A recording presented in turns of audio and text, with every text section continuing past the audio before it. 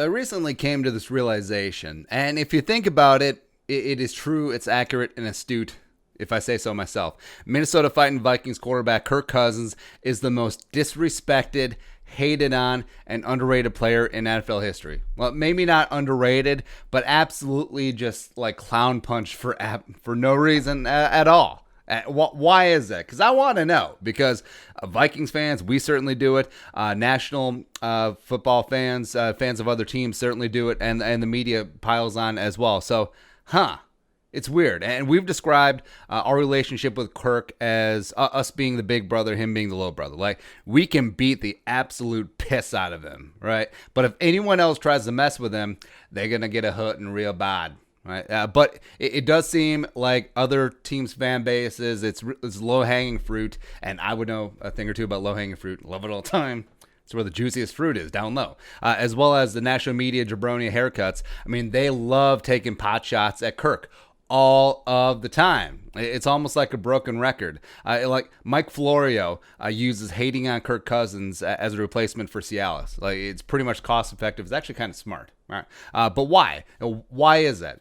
Could it be the big contract? Everyone takes shots at the rich? Sure. The massive dorkiness? Yes. When he's talking about like Lord of the Rings and trying to go on an adventure at the Shire when he's on NFL films mic'd up? Yes, that's part of it. As well as I think we as humans have we just have an issue with people who are perceived to be squeaky clean. We're always just like, are you really that good of a person?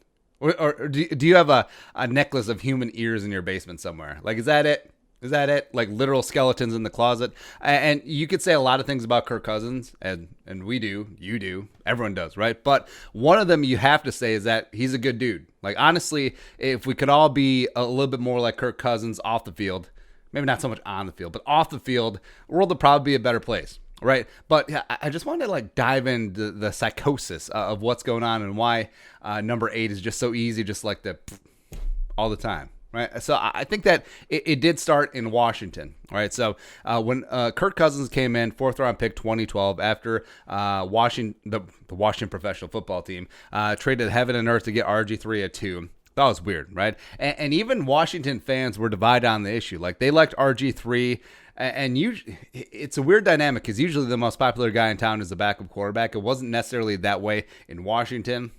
And then after the palace coup of RG3 went down, Kirk Cousins was the guy. He was knocked for having his own office in Washington. It's like, oh, look at Kirk Cousins. He's not a good teammate. He's off in his own little office doing his own little thing. Probably playing Magic the Gathering or something with Tom Compton. Blah, blah, blah, blah. Except then people didn't realize that was originally RG3's office. Yeah, okay. And then, of course, the whole you like that and all the talking points like the ooh-wee. Just fully leaning into the dorkiness of Kirk Cousins. And then when the Vikings were courting him in free agency, Washington, so the only guy that Daniel Snyder didn't throw big-time long-term money at was Kirk Cousins. But, of course, everything we know about Washington, maybe Kirk was like, that ain't my scene. I'm out.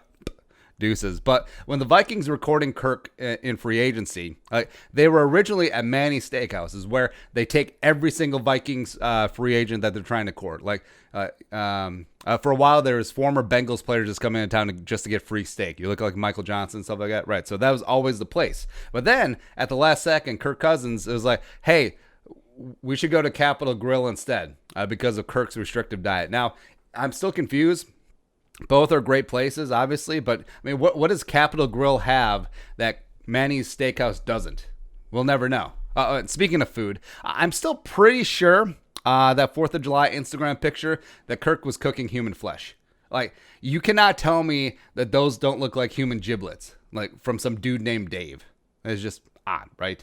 And then Kirk just going down the path of easy to take pot shots. Like, he did a gender reveal, which is always less than ideal. Let's be honest here. Plus, he does those creepy, dorky commercials as a Tin Pot Pizza Ranch dictator. Psh. And he showed up to training camp wearing mandals and all of that. So all of that is baked into the cake. All of that does factor in. And then actually on the field. I mean, we're 5 minutes in this video. We finally talk about on the field. And, when he signed that 3-year, $84 million fully guaranteed deal, record setting, not precedent setting, apparently. But a lot of people said, and also a lot of Vikings fans, myself included, was like, oh, he's a garbage time stat accumulator. He chokes in big games, just pulls big boners all over the place. Never won a playoff game. Never done this. Never done that. You can't win a Super Bowl because of him or even with him. So, right? It's an easy question, right? And then also you go to the records where Kirk 7-15 in prime time, including 0-9 on Monday Night Football. He doesn't play well when the lights are bright. 17-26-2 on the road. Can't get it done when he's not in your own building. 6-29 versus teams with winning records. Can't step it up when the competition is tough. As well as 1-11-1 with the Vikings trailing in the fourth quarter. So he can't pull off a captain comeback. He can't be Captain Kirk of the comeback, right? So all the haters will say that. And then I just say this. It's like, oh, all of that? Like, it's so weird. Just so strange. And universe, you win. Whatever it is, just karma, whatever. It's like all of a sudden, when I've been pretty hard on Kirk Cousins, even like objectively hard on Kirk Cousins, then all of a sudden, all of the national media, all the other fan bases, all of them talking about my quarterback, then all of a sudden it's like I turn into a Kirk Cousins apologist. It's just so weird because it's easy to come back and say the 2019 was easily the best season of his career. He returns in the same offense for the first time in a number of years. Gary Kubak's going to do great things with him. He had career highs in quarterback rating, touchdown to interception ratio, yards per attempt, QBR, DVOA, PFF grade, and a partridge in a pear tree. All of that, as well as won his first playoff game. So things are looking up. Maybe you can teach moderately old dogs new tricks. And I think they're doing that with Kirk Cousins. But, let the hate. Let the hate come.